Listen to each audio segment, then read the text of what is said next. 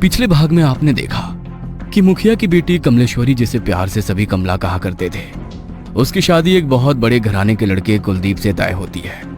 घर में शादी की रस्में चल रही होती है कि अचानक एक के बाद एक अपशगुन होने लगते हैं। कभी कमला के शादी के जोड़े में रखी चूड़ियां लाल से काली हो जाती है, तो कभी शगुन की हल्दी लगाने से कमला लहूलुहान हो जाती है। धीरे धीरे कमला के साथ होती यह घटनाएं गंभीर रूप लेने लगती है, जिससे कमला के मायके और ससुराल दोनों और अफरा तफरी मच जाती है। इसी अफरा तफरी के बीच किसी तरह कमला के फेरे पड़ते हैं और वो ब्याह कर कुलदीप के घर पहुंच जाती है। अब आगे कमला की मुंह दिखाई की रस्म थी। पूरी हवेली को दुल्हन की तरह सजाया गया था। कमला और कुलदीप का कमरा तो ऐसा लगता था जैसे फूलों के बगीचों में बदल गया हो। महंगे दीपदानों से मध्यम सी रोशनी फूटकर बाहर आ रही थी। दूर दूर से मंगाए गए खास तौर से सफेद और लाल फूल कमरे की खूबसूरती में चार चांद लगा रहे थे। इतने गुलाबों के बीच भी कमला का चेहरा किसी चांद की तरह चमकता नजर आ रहा था। सब कुछ बिल्कुल वैसा ही सामान्य था जैसे कि किसी भी घर में दुल्हन के आने के बाद हुआ करता है। पूरे घर में खुशी की लहर दौड़ गई थी। कुलदीप और कमला के नए जीवन की सुखद शुरुआत हो चुकी थी। धीरे धीरे एक सप्ताह बीतने को आया था।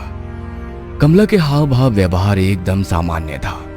शशि और कुलदीप शादी के दौरान हुई घटनाओं को एक बुरा सपना समझकर भूलने ही लगे थे कि एक दिन रात के तकरीबन 2 बजे का समय था। कुलदीप की आंखें खुली तो उसे एहसास हुआ कमला अपने बिस्तर पर नहीं है। कुलदीप बिस्तर पर लेटे लेटे कुछ मिनट तक कमला के आने का इंतजार करता है, लेकिन कमला की कोई आहट उसे सुनाई नहीं देती। चिंता की लकीरें अब कुलदीप के माथे पर दिखाई देने लगी थी। कुलदीप अपने बिस्तर से उतरकर पहले बाथरूम का दरवाजा खोलकर देखता है। बाथरूम बिल्कुल खाली पड़ा हुआ था। अब तो कुलदीप को और भी घबराहट होने लगी। कमरे का दरवाजा भी अंदर से बंद था।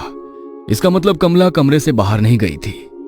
बहुत ध्यान से सुनने पर कुलदीप को एक अजीब सी धीमी धीमी गुनगुनाहट सुनाई पड़ने लगती है।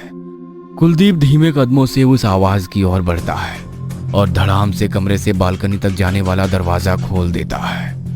बाहर का नजारा देखकर कुलदीप का कलेजा उछलकर उसके मुंह को आ गया था। बालकनी में कमला एक डरावनी सी आवाज में सुबक रही थी। उसके लंबे घने बालों से उसका चेहरा पूरी तरह ढका हुआ था और एक एक करके अपने बाल तोड़ तोड़ कर वो जमीन पर फेंक रही थी। उसके सर का वो हिस्सा जहां से बाल टूटकर गिर पड़े थे, अब वो और भी बड़ा दिखाई देने लगा था। कमला, ये क्या कर रही हो? रो क्यों रही हो? क्या हुआ है तुम्हें? कमला। कुलदीप के झिंझोड़ने के कारण कमला एक पल को बिल्कुल शांत हो जाती है, लेकिन अगले ही पल वो अपना सर पकड़कर जोर जोर से रोने लगती है। कुलदीप को कुछ सूझ नहीं रहा था कि वो करे तो क्या करे। वो दौड़ता हुआ जाता है और अपनी माँ को लेकर ऊपर आ जाता है। हे भगवान, ये क्या हो गया इसको? ये क्या किया इसने? चलो कमला बेटा, अंदर चलो। शशि जैसे ही उसके सर के नजदीक जाती है, कमला का सर देखकर उसकी चीख निकल जाती है। कमला के नोचे हुए बालों के स्थान पर सर से खून रिस रहा था और वो जगह जहां पर शादी के दिन बाल झड़ गए थे, वहां पर कीड़े रेंग रहे थे। कुलदीप, ये क्या हो रहा है बेटा इसे? मेरा तो दिमाग ही काम नहीं कर रहा। अरे कल तक तो एकदम भली चंगी थी, अब अचानक ये क्या हालत हो गई है इसकी? पता नहीं माँ, जब सोई तब तो एकदम ठीक थी। पता नहीं कब रात में उठकर यहाँ बैठ गई और तब से ही अपने बाल नोच नोच कर फेंक रही है। ऐसा करते हैं, इसे किसी डॉक्टर को दिखा लेते हैं। मुझे इसकी मानसिक हालत ठीक नहीं लग रही है। बेटा, मानसिक रोगी के सर में ऐसे रातों रात कीड़े नहीं पड़ जाते हैं। ये सब मुझे तो कुछ और ही लग रहा है। कमला अपना सर पकड़ के जोर जोर से चीख चीख कर रो रही थी, जिसे देखकर शशि और कुलदीप के हाथ पैर ढीले पड़ रहे थे। बहुत दर्द हो रहा है। कोई बचाओ मुझे। इसे बहुत तकलीफ हो रही है माँ, आप डॉक्टर को बुलाइए ना, कहीं इसे कुछ हो ना जाए। बेटा, इतनी रात गए कौन मिलेगा? रात के 2 बज रहे हैं। वैसे भी हमारी हवेली से शहर की तरफ जाने में बीच में जंगल पड़ता है। इस समय कहाँ जंगलों में भटकेंगे हम लोग। हम कल उसे लेकर चलते हैं। अभी तू कोशिश कर कि किसी तरह ये सो जाए बस।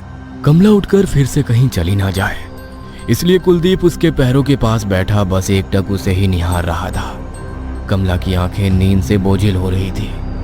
कुछ ही देर में कमला गहरी नींद में चली जाती है। कमला के सोने के बाद कुलदीप की भी आंख लग जाती है। कुछ ही देर के बाद अचानक ही कुलदीप की आंख खुलती है तो वो देखता है कमला छत पर लगे पंखे पर बैठी हुई है। कमला, वहां क्या कर रही हो तुम? वहां चढ़ी कैसे तुम? कमला कुलदीप की बात सुनकर एक नजर उसकी ओर देखती है और फिर भयानक तरीके से कमरे की दीवार पर चलने लगती है। नीचे उतरकर वो कुलदीप की ओर देखकर एक अमानवीय हंसी हंसती है और जोरदार आवाज में चीखने लगती है। खाना, मुझे खाना चाहिए, बहुत भूख लगी है। मांस खाना है मुझे, कच्चा मांस। कमला की बात सुनकर कुलदीप एक बार फिर अपनी माँ को आवाज लगाता है। हे भगवान, ये सब क्या हो रहा है? कुलदीप बेटा, जाओ, जो ये मांग रही है इसके लिए लेकर आओ। माँ की बात सुनकर कुलदीप दौड़ते हुए नीचे जाता है और नौकर से कहकर कच्चा मांस और मोटी रस्सी लेकर वापस कमरे में लौट आता है। ये लो कमला, मांस खाओ। थाली में रखे हुए मांस को देखकर कमला उसकी सुगंध लेते हुए जानवरों की तरह लपक कर थाली की ओर आती है और एक रहस्यमयी सी मुस्कान बिखेर कर दोनों हाथों से उठाकर मांस खाने लगती है। कमला को मांस खाता देखकर मौका पाकर कुलदीप पीछे से उसे रस्सी से जकड़ लेता है। माँ, जल्दी बांधो इसे, ये कुछ भी कर सकती है। सिर्फ हमें इससे खतरा नहीं है, ये खुद को भी नुकसान पहुंचा सकती है। ये हमारी कमला नहीं है, कुछ बहुत गलत हो रहा है इसके साथ।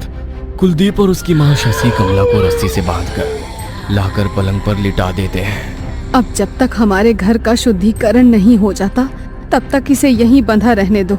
सुबह 5 बजे ही शशि ने 2 नौकरों को बड़े पंडित को लाने के लिए भेज दिया था। देखिए पंडित जी, हमें नहीं पता हमारे घर पर ये कौन सी मुसीबत आई है। हम बस इतना जानते हैं कि अपने जीते जी अपने बेटे बहू का जीवन खराब नहीं होने देंगे हम। आप इस घर से नकारात्मक ऊर्जा दूर करने के लिए हवन कराइए। जो भी सामग्री लगेगी हम व्यवस्था कराएंगे। शशि की बात सुनकर पंडित जी नीचे हॉल में आकर ग्रह शांति पूजा शुरू कर देते हैं। पूजा शुरू होने के कुछ ही मिनट के अंदर कमला के कमरे से भयानक चीखने की आवाज सुनाई देने लगती है। वो आवाज इतनी भयानक थी कि किसी की भी कमला के कमरे तक जाने की भी हिम्मत नहीं हो रही थी। मैम साहब, छोटी बहू जी ठीक तो हैं? कहीं उन्हें कुछ तकलीफ तो नहीं हो रही? एक बार दरवाजा खोलकर देखिए ना। नहीं, कोई भी ऊपर नहीं जाएगा, वो चाहे जितना भी चिल्लाए। हमारी मर्जी के बिना उसका दरवाजा खुलना नहीं चाहिए। कुछ देर चीखने के बाद अचानक कमला के कमरे से आ रही आवाज बंद हो जाती है। कुछ ही पल बीते होंगे कि हवेली के बाहर पहरा दे रहा एक आदमी दौड़ते हुए हवेली के अंदर आ जाता है। मैम साहब, वो बहू जी। क्या हुआ बहू जी को? कुछ बात है क्या? वो बहू जी, वो बाहर दीवार पर चल रही हैं और दीवार से होते हुए वो नीचे उतर रही हैं। कैसी बेतुकी बातें कर रहे हो? उसे तो उसके कमरे में बांधा हुआ है, वो अपने कमरे से बाहर नहीं आ सकती। उसके कमरे में मैंने खुद अपने हाथों से ताला लगाया है। नौकर की बात सुनकर शशि दौड़ते हुए हॉल से बाहर जाती है और देखती है कि कमला दीवार से होते हुए नीचे उतर रही है। कमला की ऐसी हालत देखकर सबकी चीखें निकल जाती है। देखिए बहन जी, हम जितना समझ रहे थे ना, ये समस्या उससे कई गुना ज्यादा बड़ी है। मेरे ग्रह शांति हवन से कुछ नहीं होने वाला है। हाँ, मेरे मंत्रों की गूंज से ये थोड़ी विचलित जरूर हुई है, लेकिन उससे आपकी बहू की हालत में कोई सुधार नहीं आएगा। आपके लिए सुनने में थोड़ा मुश्किल होगा, लेकिन ये आपकी बहू कमला नहीं है। कोई भी इंसान ऐसी हरकतें नहीं कर सकता। कोई और शक्ति है इसके अंदर। दीवार से उतरने के बाद कमला दौड़ते हुए हॉल में पहुंचती है और हवन कुंड को उठाकर हवा में उछाल देती है। उसके मुंह से बेतहाशा लार गिर रही थी, आंखें पलटी हुई और बाल बुरी तरह से बिखरे हुए थे। उसे बांधने में इस्तेमाल हुई रस्सी अभी भी उसके हाथों से लटक रही थी और कलाई से खून रिस रहा था। उसका मुंह इतना डरावना लग रहा था कि कोई भी उसे देखकर चक्कर खा जाए। तूने बुलाया था इस पंडित को? हाँ? देखो कमला बेटा, शांत हो जा। हम तुम्हारा बुरा नहीं चाहते, हम तो बस ये चाहते हैं कि तुम हमारे बेटे की पत्नी बनकर इस घर में आई हो। हमारे घर की लक्ष्मी हो बेटा तुम खुशी खुशी घर में रहो, इससे ज्यादा हमें और कुछ नहीं चाहिए।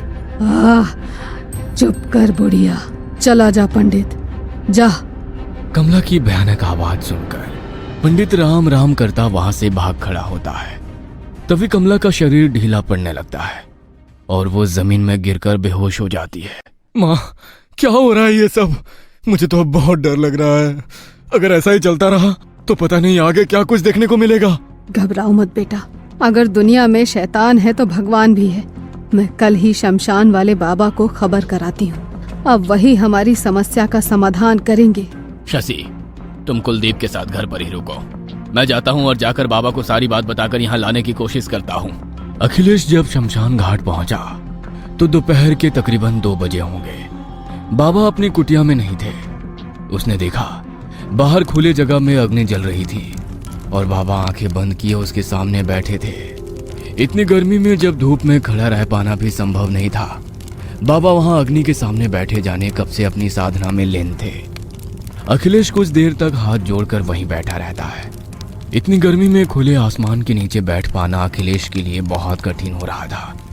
तकरीबन आधे घंटे के बाद बाबा अपनी आंखें खोलते हैं तो देखते हैं कि सामने बड़ी कोठी वाले अखिलेश बाबू हाथ जोड़े उनके सामने बैठे हुए हैं। क्या समस्या है बच्चा, जो तुम इतनी भयानक गर्मी में यहाँ मेरी आंखें खुलने के इंतजार में बैठे हुए थे? समझ नहीं आता बाबा, कहाँ से शुरू करूं। मेरा एक ही बेटा है जिसका नाम कुलदीप है। तकरीबन सप्ताह भर पहले उसकी शादी रायपुर गांव के प्रधान की बेटी कमला के साथ हुई है। हमने बड़ी धूमधाम से शादी की क्योंकि हमारे लिए ऐसा अवसर जीवन में दोबारा नहीं आने वाला था। किंतु जाने हमसे ऐसी क्या भूल हो गई कि जिस दिन से ब्याह की रस्में शुरू हुई है, हमारी बहू के साथ एक के बाद एक अपशगुन होते जा रहे हैं। पहले तो हमें लगा कि शायद शादी के बाद हम ग्रह शांति हवन करेंगे तो उससे सब कुछ ठीक हो जाएगा, लेकिन हम गलत थे। शादी के बाद तो मेरी बहू कमला की हालत और भी खराब हो गई। ऐसा लग रहा है जैसे वो अपने आप में ही नहीं है, किसी ने उसके पूरे शरीर पर कब्जा कर लिया हो। अखिलेश अभी तक हुई सारी घटनाएं बाबा को सुनाता है। तुम्हारी बहू जरूर किसी प्रेत के वश में है, लेकिन मैं अभी तुम्हारी कोई मदद नहीं कर पाऊंगा। उसके लिए पहले मुझे तुम्हारे घर आना होगा। अभी मैं एक साधना कर रहा हूँ, अगले 24 घंटे तक मैं अपना साधना छोड़कर हिल भी नहीं सकता।